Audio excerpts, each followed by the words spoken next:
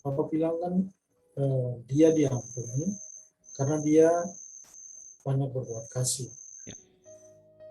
Yang jadi pertanyaan saya, si Hmm. Maria ini banyak berbuat kasih, ini kasih apa sih?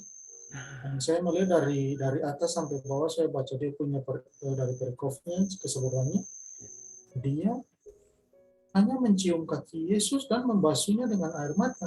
ya, Apakah itu suatu pekerjaan yang banyak berbuat kasih gitu? ya, Sehingga itu yang menjadi pertanyaan saya gitu. ya. Kasih. Yes, tepuk tangan. Bagus pertanyaannya. Ya, makanya saya bilang tadi Maria dari Betania itu punya sejarah yang panjang dengan Tuhan Yesus. Bukan Maria Magdalena, ini beda ya. Maria dari Betania itu pertama kali tercatat di dalam Yohanes, kalau nggak salah Yohanes 11, Yohanes 8, Yohanes 9. Nanti lihat lagi ya. Dia anak dirajam oleh orang-orang Farisi dan ahli-ahli Taurat di siang hari itu ketika dia kedapatan berzina. Oke? Dan diselamatkan oleh perkataan Tuhan. Setelah itu beberapa kali pertemuan terjadi dengan Tuhan Yesus. Salah satunya kejadian dengan Maria dan Marta. Maria kemudian duduk di bawah kaki Tuhan Yesus sementara Marta sibuk dengan pekerjaannya. Itu Maria yang sama dengan Maria yang dirajam oleh Tuhan Yesus. Jadi sangat besar kemungkinan Maria yang waktu itu duduk di kaki Tuhan Yesus adalah Maria yang sudah meninggalkan pekerjaannya. Maria yang berbeda dengan sifatnya dulu dengan sekarang. Oke, ini menggambarkan kita sebetulnya, menggambarkan kita bahwa kalau kita kemudian banyak diampuni dan banyak berbuat kasih karena kemudian kita banyak datangin Tuhan, Tuhan minta ampun, ini salah. Besoknya lagi, ternyata saya masih banyak yang salah Tuhan, ini minta ampun ya, yang ini salah Tuhan. Diampuni, diampuni, diampuni. Dan semakin banyak dia minta ampun sama Tuhan, bukan perkara dosa yang sama ya, perkara dosa yang semakin dalam, ternyata salah loh. 5 menit suruh istirahat 5 menit lagi Tuhan. Nah, nggak boleh tuh. Kata Pak Langsir. Itu perkara yang simple ya, tapi kemudian fatal gitu loh. Itu melanggar juga kan. Nah, bertobat juga. Begitu responnya, begitu suruh berhenti istirahat, istirahat. Responnya bagus. Tapi lebih dalam lagi ada yang salah. Minta ampun lagi Tuhan atas perkara ini, ampun Tuhan. Hasil dari banyak minta ampun dan diberisin oleh Tuhan itu, dia banyak punya belas kasihan kepada orang lain yang berdosa. Banyak yang diampuni, banyak diampuni maka dia banyak berbuat kasih. Nah, kalau orang yang banyak yang sedikit diampuni, artinya apa? Mungkin dia punya rasa pembenaran diri sendiri lebih banyak lagi gitu. Yang ini mas saya bener kok, nggak salah. Rasanya saya nggak salah tuh, bener. Rasanya saya nih nggak ada salahnya, saya mah bener-bener aja, fine-fine aja, damai-damai sejahtera aja tuh. Nah, ini. Orang yang begini sukar diampuni. Mengapa? Dia udah punya rasa pembenaran diri. Maka sedikit pula ia berbuat kasih. Sekarang kita cek. Punyakah kita belas kasihan kepada orang lain yang berdosa? Tuhan membenci dosa, tapi Tuhan tidak pernah membenci pendosa. Tuhan bisa melihat dosanya Maria, tapi Tuhan tidak pernah membenci Maria. Jelas ya? Nah, ketika kita memiliki hatinya Tuhan, kita ngerti sekarang. Semakin banyak yang harus kita beresin dengan Tuhan agar kita punya seperti hatinya. Maka teruslah alami pertobatan.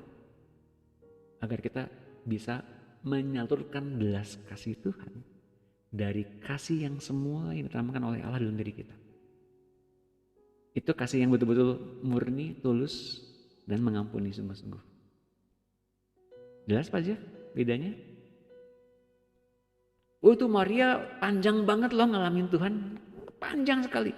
Saya pernah khotbahin ini di EMC, khotbahin ini karena saya merenung sekali. Saat itu ya, sedang mempersiapkan khotbah itu. Aduh Tuhan baik banget sama Maria ya. Saya ditegur sama Tuhan. Maria itu gambaran kamu. Oh iya? Iya. Mau gak kamu diubahin terus menerus seperti Maria? Mau Tuhan. Mau gak? Mau. punya nggak belas kasihan kepada orang lain yang berdosa? Aduh, rasanya sulit. Mengapa? Saya itu rasanya, itu salah, ada kutuknya, ada bebannya, ada gini-gini. Tuhan nggak lihat itu. Mau atau tidak dipimpin oleh Tuhan. Dan Maria mau. Mau dia. Hingga betul-betul pada saat di malam itu Tuhan ngadain Paskah, Tuhan memuliakan dia loh. Di mana Injil diberitakan, apa yang diperbuat perempuan ini akan diingat. Wah, tentang apa? Pembebasan dari dosa. Jadi orang baru, manusia baru dengan kasih Allah. Tepuk tangan. Ayo bebasin hati kita ya, jangan tertuduh lagi, bebasin. Murnikan hati kita, jangan sampai terhimpit oleh segala macam beban-beban. Aduh kok nggak layak ya, aduh jangan. Hari ini, ya Pak Bu Levina sekarang. Wanita yang duduk di kaki Tuhan, itu kan saudara Marta, itu yang pernah dirajam, yang dilempari orang-orang, Pak? Ya, sama. Oh. Sama.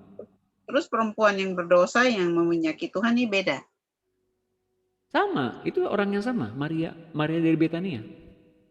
Oh, Maria, iya. Ya. Maria Betania itu yang saudaranya Lazarus. Saudaranya Lazarus dan saudarinya Marta. Bukan Marta Mida ya, bukan. Ya, saya. Saudari Marta, saudarinya Lazarus. Bukan Marta Mida, bukan. Kalau Marta Mida sekarang jadi Maria namanya.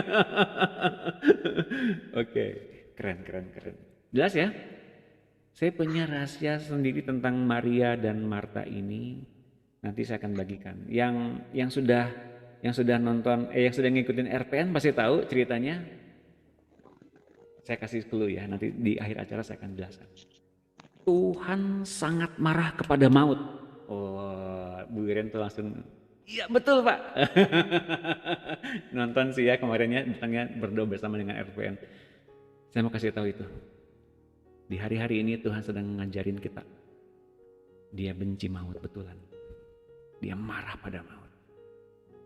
Jangan lagi ada maut di antara kita, jangan. Tahu nggak sekarang nyebarinya lewat apa? Kekhawatiran, kecemasan, ketakutan, kebimbangan dan keraguan-raguan. Jangan sampai ada yang begitu lagi di hati kita. Tuhan marah sama maut. Tuhan juga membenci kekhawatiran, makanya dia bilang, jangan khawatir, mengapa kamu hai orang kurang percaya. Oke. Ya, tontonin terus ya, jangan sampai ninggalin, nanti ketinggalan loh. Oke, ada pertanyaan lagi? Shalom Pak, saya mau tanya lagi. Boleh, silakan. Jangan bosan.